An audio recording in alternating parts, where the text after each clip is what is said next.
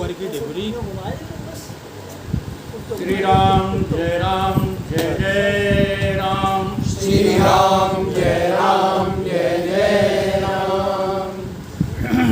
राम जय राम श्री राम जय जय राम। श्री राम जय राम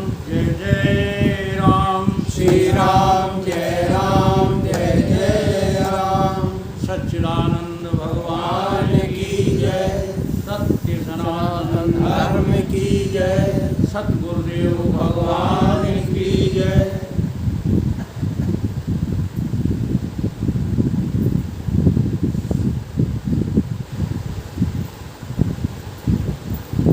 जब हमारे यहाँ किसी की मृत्यु हो जाती है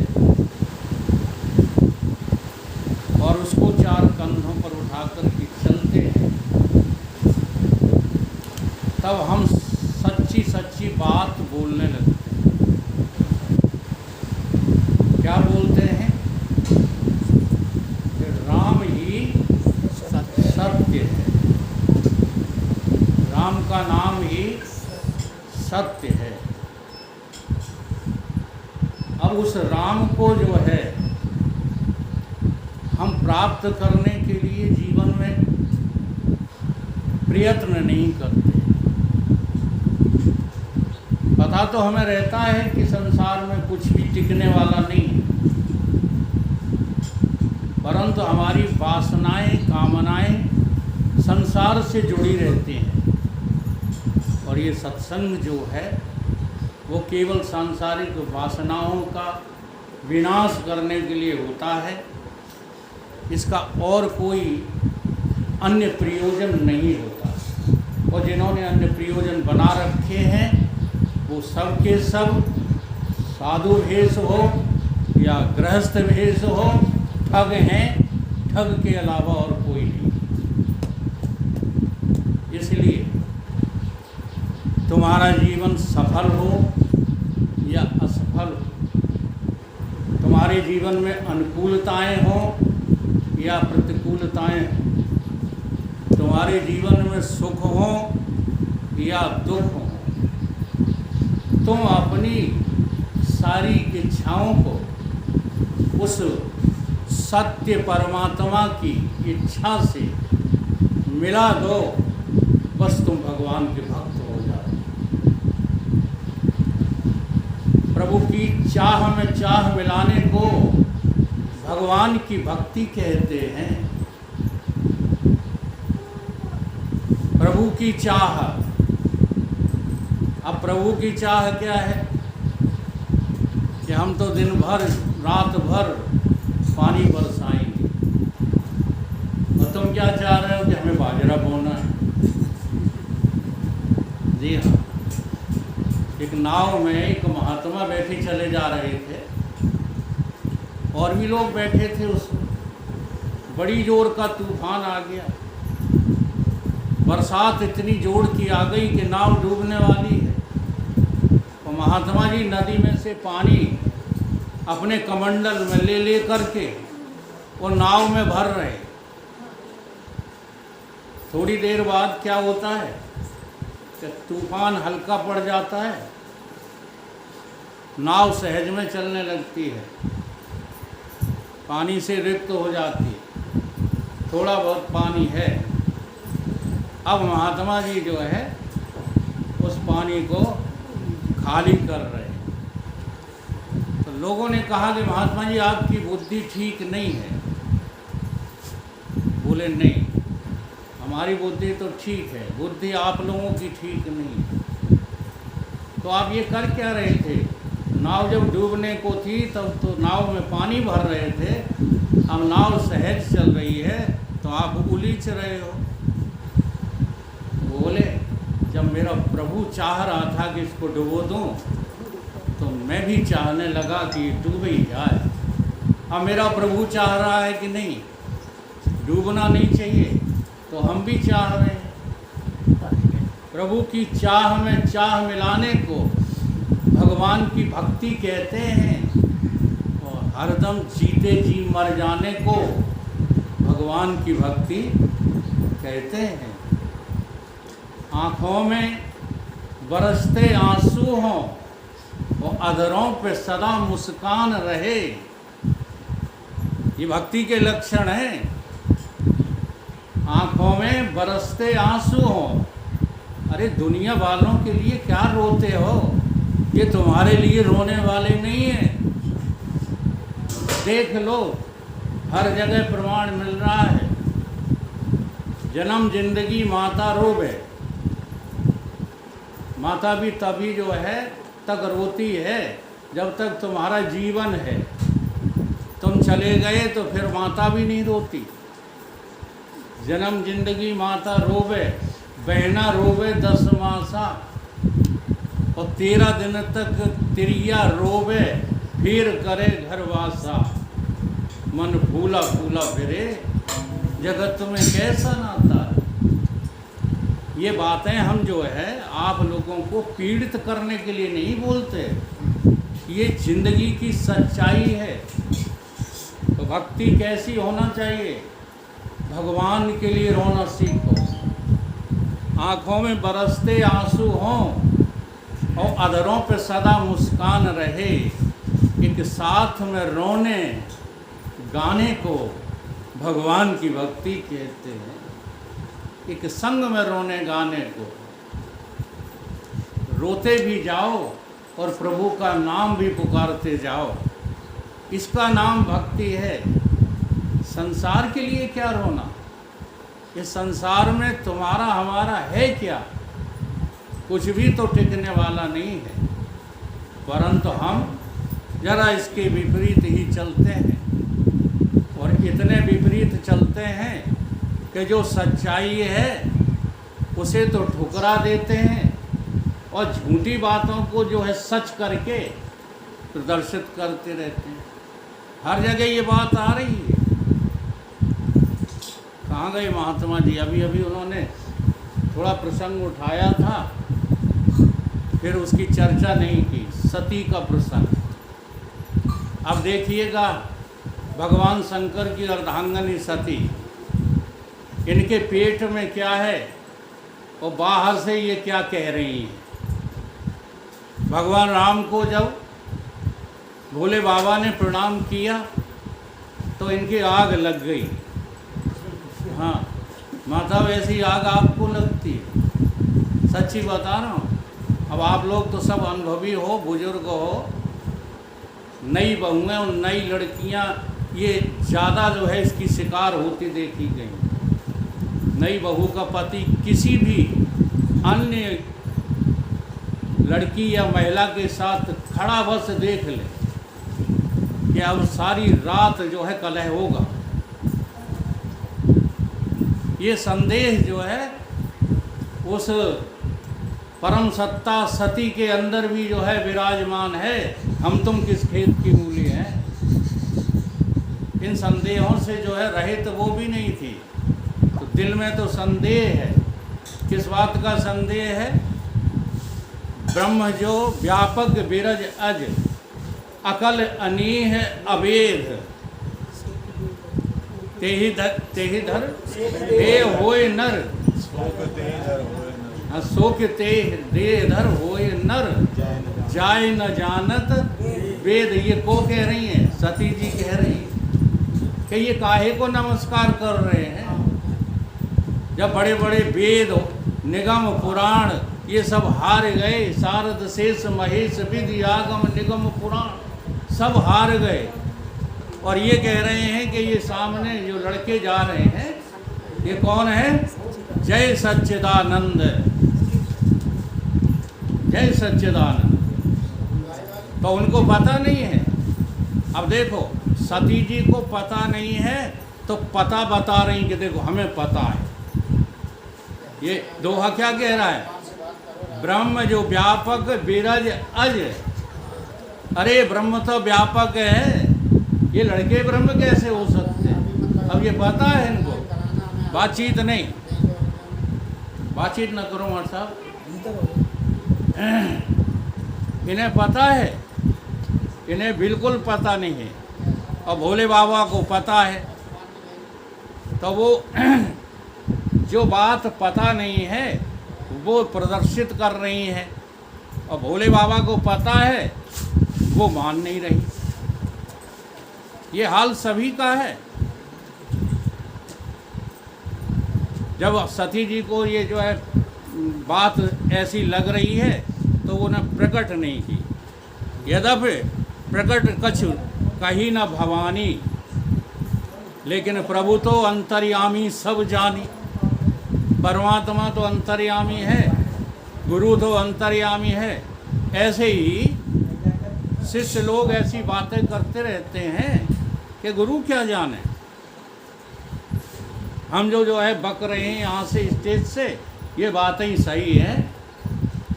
गुरु कुछ जानते थोड़े, गुरु तो केवल वक्ता हैं। तो ऐसी बात नहीं होती है। गुरु को सब पता है, अंदर बाहर भीतर ऊपर नीचे सबकी पता है। और जिसको सबकी पता होती है उसी तत्व का नाम जो है गुरु होता है। क्या नहीं जानता गुरु? गुरु सब जानता है, लेकिन जिस तरीके से शिष्य जनवाना चाहता है उस तरीके से नहीं जानता। तुम ये कहते हो, एक चेला पहुंचा गुरु के पास, गुरु जी बताओ आंख बंद करके कि हमारा भैया खो गया, कब मिलेगा? तो गुरु जी ने कहा कि हमारी तो सिगरी फूट गई हैं, हमें कुछ दिखाई नहीं देता, हम कैसे बता दें? तो हम लोग क्या अंदाज लगाते हैं कि गुरु जी ऐसे हैं जो सब पूरे ब्रह्मांड की घटनाएं जानते हैं। अरे गुरु जी तो ये जानते हैं कि आज तक ब्रह्मांड में घटना घटी ही नहीं, तो बताएं क्या?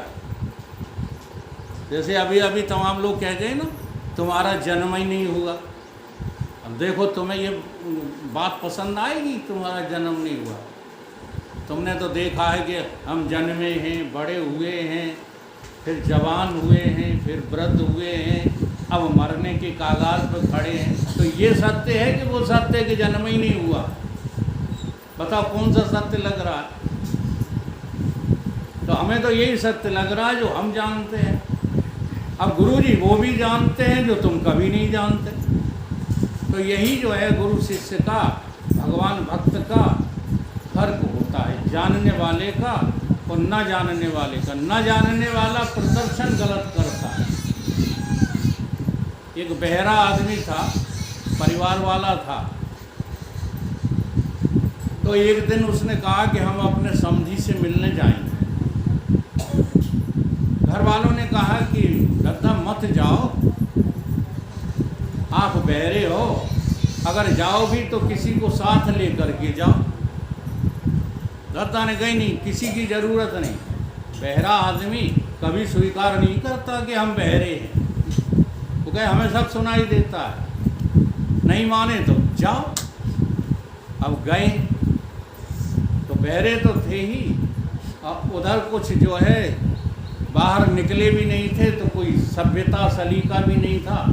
समधी बहुत बीमार थे, देखने के लिए गए थे समधी को। अगर आप में से भी कोई बहरा हो तो सजग हो के जाना समधी के पास। और जाके ढूंढ से खड़े हो गए, जहाँ समधी लेटे थे वहाँ खड़े हो गए ढूंढ से। बोले न चाले राम राम, न श्याम श्याम। तो समधी ताव में आ गए, झल्ला गए। वो आई जाएंगे, एक तो हम बीमार और ऊपर से जो है तुम आके ढूंढ से खड़े हो जाओ। तो झल्ला गए समधी। अब समधी भी नहीं बोले तो एकदम ये चिल्ला कर बोले। बहरे को ऐसा लगता है कि सब बहरे हैं, इसलिए बहरा आदमी चिल्ला कर बोलता है। तो चिल्ला कर बोले कि तुम्हारी तबीयत कैसी है? चिल्ला कर बोले। और वो पहले ही झल्लाने में लेटे हुए थे, तो उनको गुस्सा आ गया। उन्होंने जवाब में कहा मर रहे हैं। इन्होंने पूछा कैसी तबीयत है तुम्हारी? तो गुस्सा में उन्होंने कहा मर रहे हैं।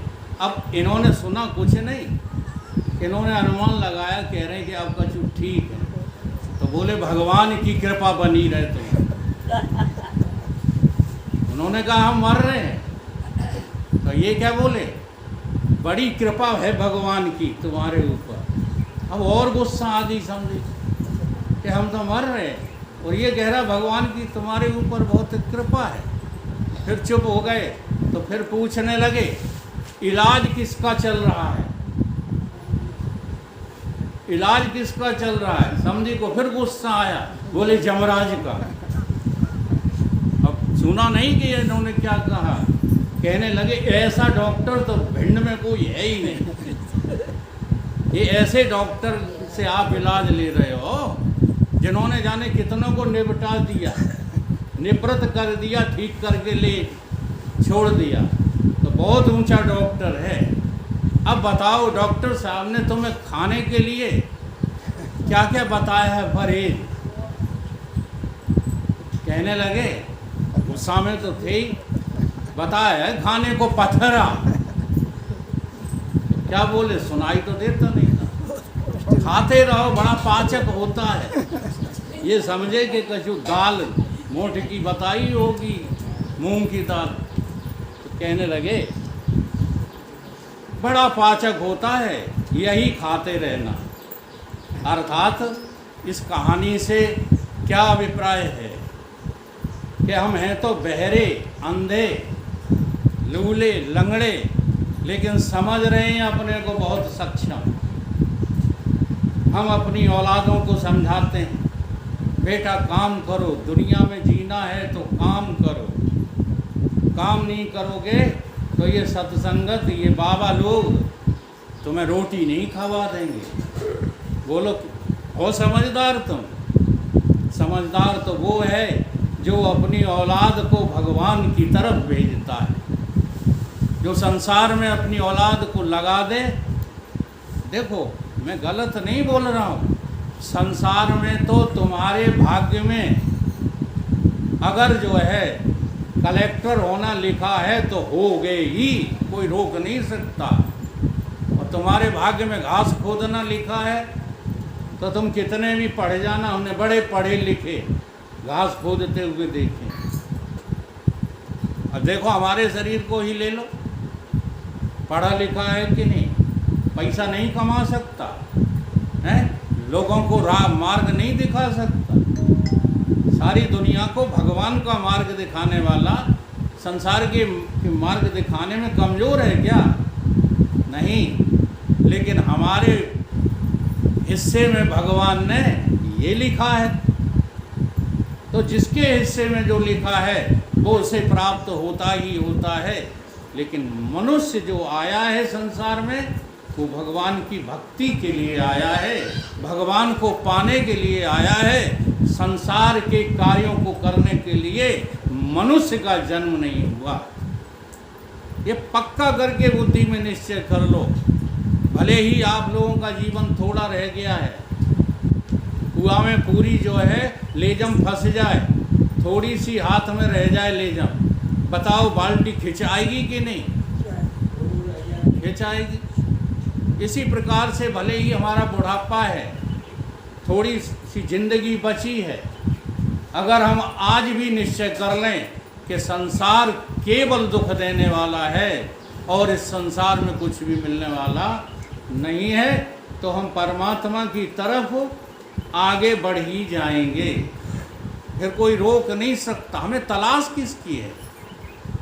क्या चाह रहे हो तुम? जैसे एक आदमी दुकान पर गया, हलवाई की दुकान पर, और उसे चाहिए क्या था? दोना। अब दोना भी दो तरीके के होते हैं, एक होता है बड़ा दोना और एक होता है छोटा दोना, और उसको जो है बुंदेलखंड में दुनिया बोलते हैं। दोना की बच्ची, दोना की बच्ची नहीं समझ में आई? दुनिया। जैसे दूसरा और उदाहरण बता दें, घड़ा रखा है और घड़े का छोटा रूप उसको अपन बोलते हैं घड़ी। एक बार हमारे योग पुरुष जी महाराज को किसी ने कहा कि आपके कमरे में घड़ी रखी है। अब वो बिस्तर के नीचे देख रहे हैं, कुर्सी पर देख रहे हैं, कहीं घड़ी नहीं मिली, क्योंकि उनको टाइम देखने की ज़रूरत पड़ती थी। तो उन्होंने कहा हमारे बिना मांगे ही किसी ने घड़ी रख दी तो अच्छी बात है, तो घड़ी नहीं मिली। सुबह जो है उन्होंने कहा क्यों भाई तुमने झूठ कहा, घड़ी तो थी ही नहीं। बोले महाराज जी वो कोने में रखी तो है घड़ी, वो घड़ी नहीं थी, क्या था, घड़ा की बच्ची। बड़ा होता है घड़ा और छोटी वाली क्या होती है, घड़ी। हाँ, अपने यहाँ कुछ भी कहें लेकिन बुंदेलखंड में यही भाषा चलती है, घड़ा की घड़ी और दोना की दुनिया। तब वो कहता है दुनिया दे दो हलवाई से।